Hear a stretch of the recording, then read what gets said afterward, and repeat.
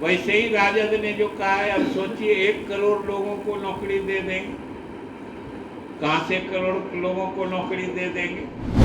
इन लोगों के घोषणा पत्र से ही यह साफ है कि ये लोग बिहार की जनता को गंभीरता से या देश की जनता के को जो वादा करते हैं उसमें भी गंभीर नहीं रहते हैं। कि भाई कांग्रेस कह रही है 35 लाख नौकरी देंगे और बिहार के नेता कह रहे हैं 1 करोड़ नौकरी देंगे। अब ये बीच का जो 65 लाख का गैप है, अब सोच लीजिए अपने घोषणा पत्र में की है, अगर उनको आप देखेंगे उसी से लग जाएगा कि ये लोग, बाकी की तो बात छोड़ दीजिए, अपने अपने घोषणा पत्र के प्रति भी गंभीर नहीं है। क्योंकि अब जैसे कांग्रेस की बात लीजिए आप, कि कांग्रेस आज देखिए, कल राहुल गांधी जो उसके नेता हैं उन्होंने कहा है कि जातीय जनगणना कराने की, जो कांग्रेस अब एकदम अपना मुद्दा बना के इस चुनाव में आ गई है कि हम जातीय जनगणना देश में कराएंगे। और कल तो राहुल गांधी जी ने यहाँ तक कह दिया है कि अब ये उनका चुनावी या राजनीतिक मुद्दा नहीं है, ये उनके जिंदगी का मिशन है। अब आप सोचिए, और हम आपके माध्यम से पूरे देश और बिहार की जनता को बताना चाह रहे हैं कि ये इतना बड़ा पाखंड है जिसका कोई हिसाब नहीं है। इससे बड़ा पाखंड नहीं हो सकता है और लोगों को भ्रमित करने वाली बात नहीं हो सकती है, क्योंकि बिहार के लोग जानते हैं और इस पूरे देश की जनता ने देखा है कि पूरे देश में जातीय गणना मुख्यमंत्री जी, हमारे नेता नीतीश कुमार जी तो चाहते थे कि पूरे देश में ही जातीय जनगणना हो, और इसके लिए उनके नेतृत्व में 2 बार बिहार की विधायिका ने सर्वसम्मत प्रस्ताव पारित करके केंद्र सरकार को भेजा था। लेकिन केंद्र सरकार ने कहा कि उस समय उनका जनगणना कराने का काम काफी आगे बढ़ चुका था, इसलिए वो उस समय उन्होंने कहा कि अब इतना काम आगे बढ़ गया है कि अब इसको फिर से बदलना संभव नहीं है, लेकिन अगर कोई प्रदेश चाहे तो करा सकता है। और उसके आधार पर मुख्यमंत्री जी के नेतृत्व में बिहार सरकार ने फैसला लिया कि हम अपने ही संसाधनों से जातीय जनगणना तो कराना केंद्र का काम है, हम लोग जातीय गणना कराएंगे। और उसके लिए सारी व्यवस्था की गई बिहार सरकार के द्वारा, मुख्यमंत्री नीतीश कुमार जी के द्वारा, और इतनी सफलता से यह कार्य संपन्न किया गया कि पूरे देश ने देखा और सभी लोग अचंभित थे कि भाई इतनी सहजता से और इतने ठोस तरीके से बिहार सरकार ने जातीय गणना कराई और उसके नतीजे भी सार्वजनिक किए कि सब लोगों ने देखा। और सिर्फ आंकड़े ही नहीं प्रकाशित किए, उन आंकड़ों के आधार पर आबादी का जो प्रतिशत समाज के जिस वर्ग के लोगों का था, उस अनुपात में अलग अलग सामाजिक वर्गों के लिए जो आरक्षण सीमाएं पहले से थी निर्धारित, उसको भी बिहार सरकार ने बढ़ाने का काम किया कि पिछड़ा वर्ग के लिए जो 12% था वो 18% हो गया, जो अति पिछड़ा के लिए 18% था वो 25% हो गया।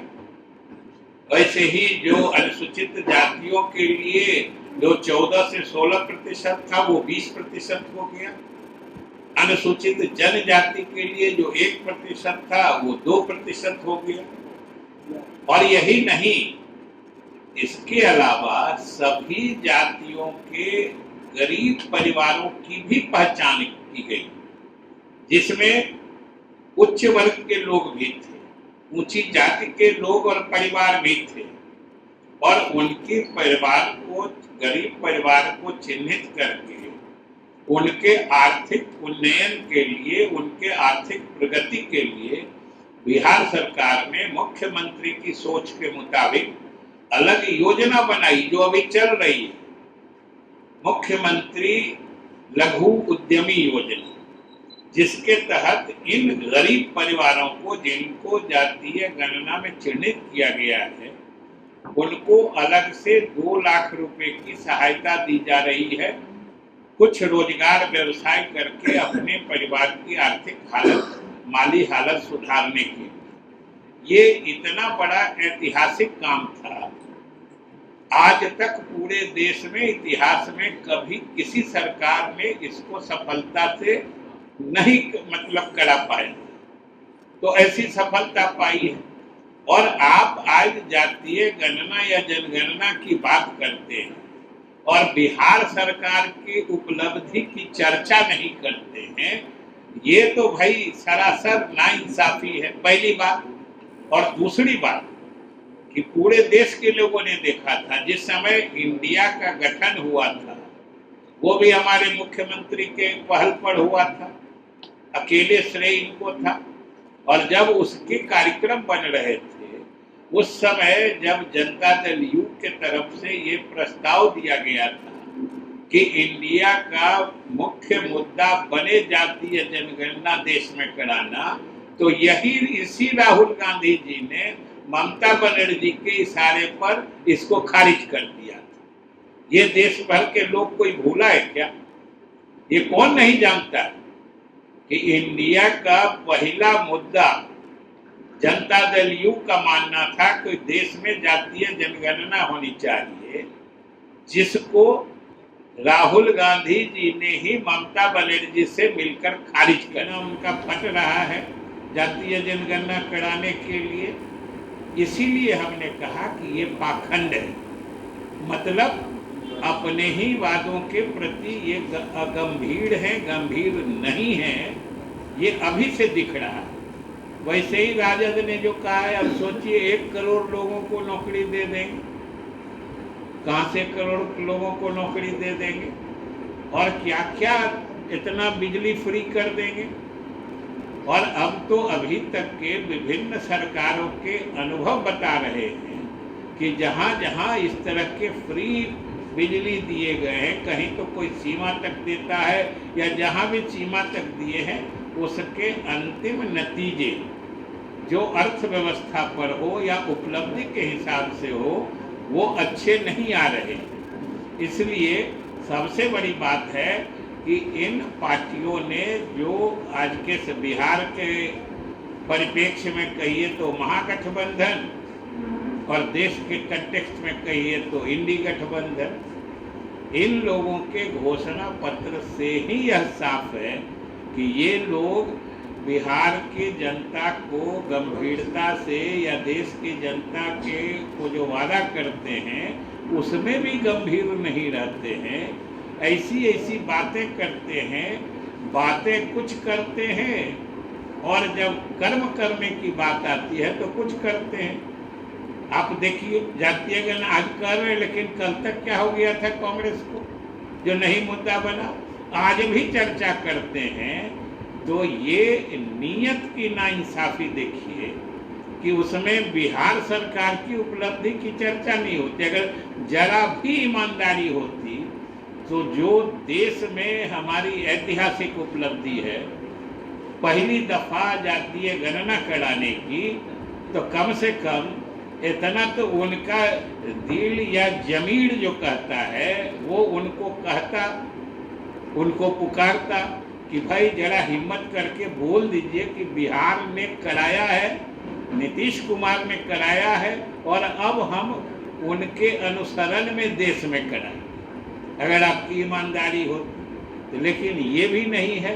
इसलिए हम यही बिहार के लोगों को और देश के लोगों को भी आपके माध्यम से कहना चाहते हैं कि ये लोग जनता के हित के प्रति गंभीर नहीं हैं।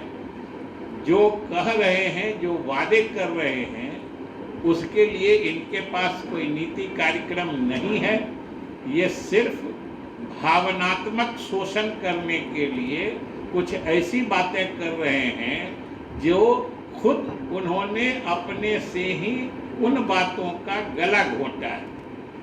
इसलिए हम आपके माध्यम से बिहार और पूरे लोगों को सजग और सतर्क करना चाहते हैं कि इनसे सावधान रहें और जो हमारे राष्ट्रीय जनतांत्रिक गठबंधन की वर्तमान जो लोकसभा चुनाव के चरण चल रहे हैं, कल ही दूसरा चरण का चुनाव होना है और उसमें जो लोगों का रुझान देख रहे हैं, ये जो लगभग एक तरफा हो रहा है एनडीए के पक्ष में, उससे शायद विचलित होंगे।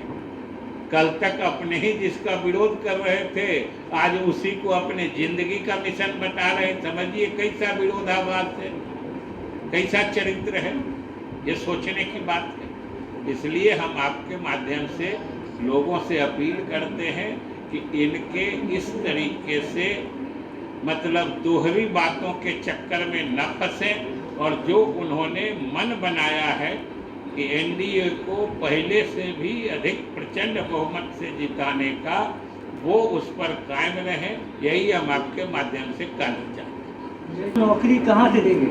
मतलब आपकी अगर गठबंधन की सरकार आती है तो नौकरी आप लोग नहीं देंगे क्या? 1 करोड़ नौकरी की बात आपने कही है कि कांग्रेस कहाँ से देगी 1 करोड़ नौकरी? कांग्रेस पहले तो आप ये समझिए कि हमने कांग्रेस का नहीं कहा है। 1 करोड़ नौकरी देने का वादा किसने किया है आपको पता है? हमने कांग्रेस के बारे में तो नहीं कहा है। आप अभी सुन के ही मिक्स कर रहे हैं। आप बोलिए। कांग्रेस राष्ट्रीय पार्टी है, वो कह रही है 35 लाख नौकरी देंगे, आरजेडी कह रही है 1 करोड़ नौकरी देंगे। यही नहीं इनको बताइए, यही तो हम कह रहे हैं कि इन लोगों को, और आप दोनों ने जो बातें की हैं वही हमने जो कहा है उसको और अधिक जोरदार ढंग से प्रमाणित करता है कि ये लोग जो बोलते हैं, जो जनता को बताते हैं, जो जनता से वादे करते हैं, उसका अर्थ भी नहीं समझते हैं, उसके प्रति गंभीर भी नहीं रहते हैं। अब समझिए कि आप ही ने कहा है कि भाई कांग्रेस कह रही है 35 लाख नौकरी देंगे और बिहार के नेता कह रहे हैं 1 करोड़ नौकरी देंगे। अब ये बीच का जो 65 लाख का गैप है, अब सोच लीजिए। इसके सर एक सवाल है, जातिगत जनगणना किस तरह से नीतीश जी के नेतृत्व में? पहले तो ये बता दें कि नीतीश जी ने जातीय जनगणना नहीं कराई है, जातीय गणना कराई। जातीय गणना जो करवाई है सर, हाँ। जहाँ तक क्रेडिट की बात है, तेजस्वी यादव जी बोलती है हमने दबाव दिया तब जातीय गणना हुआ। राहुल जी भी यही बात बोलते हैं कि हमने दबाव बनाया तब जाके। सुनिए, आपको पता है कि बिहार सरकार में जातीय गणना कराने का फैसला कब लिया था और उस समय सरकार कौन सी थी बिहार में? बताइए। यही आपको मालूम है? अरे भाई, पत्रकार लोग जब इतने गाफिल रहेंगे तब कैसे चलेगा देश में बिहार का काम? ये फैसला आप समझ लीजिए ना, आप पहले अपने को दुरुस्त कर लीजिए कि ये फैसला तब हुआ था जब एनडीए की सरकार थी। इसलिए न राहुल गांधी न यहाँ राजद क्लेम कर सकता है कि हमारे दबाव पर फैसला हुआ। सबसे पहली बात मोदी वीडियो जारी किया है, हमने अपना एक वीडियो जारी किया है प्रधानमंत्री का कल का कार्यक्रम है, उससे पहले तेजस्वी यादव ये कह रहे हैं कि गरीबों, शोषितों, वंचितों के लिए आपने कुछ किया नहीं। 39 सांसद आप जिताकर भेजे गए और उसका परिणाम क्या है? कुछ मिला नहीं। तो प्रधानमंत्री को तो सबसे पहले इस बारे में जवाब देना चाहिए। संविधान खतरे में है, संविधान आरक्षण जा रहा है, आरक्षण खत्म होने वाला है।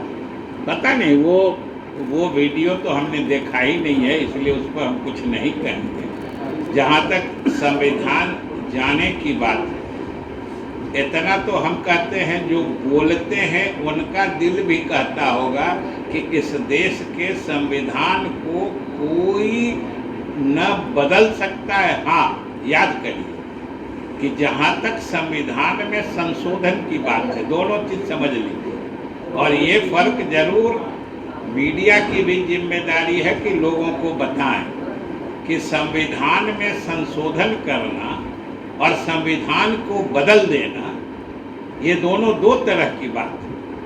और जहाँ तक संविधान में संशोधन हुआ है तो संशोधन कोई अभी पहला थोड़े हुआ है। ये तो 1950 में संविधान लागू हुआ, 51-52 से संशोधन शुरू हो गया। आज तक 100, 125, 150 करीब संशोधन हो चुके हैं। ये कोई पहली बार संशोधन थोड़े हो रहा है। और संविधान में संशोधन करने का मतलब संविधान बदलना नहीं होता है। सर बीमा भारती के पीए के पास से 10 लाख रुपए बरामद। अभी तो आप लोग जानिए ना, 10 लाख रुपया। अब इसकी हमको कोई जानकारी है और न कोई पक्की सूचना। 26 वर्षों में 17,000 से अधिक डॉक्टर बना चुका बिहार एवं झारखंड के छात्रों एवं अभिभावकों के बीच सर्वाधिक विश्वसनीय एवं लोकप्रिय संस्थान गोल, नेशंस लीडिंग इंस्टीट्यूट। हमारा विश्वास गोल के साथ।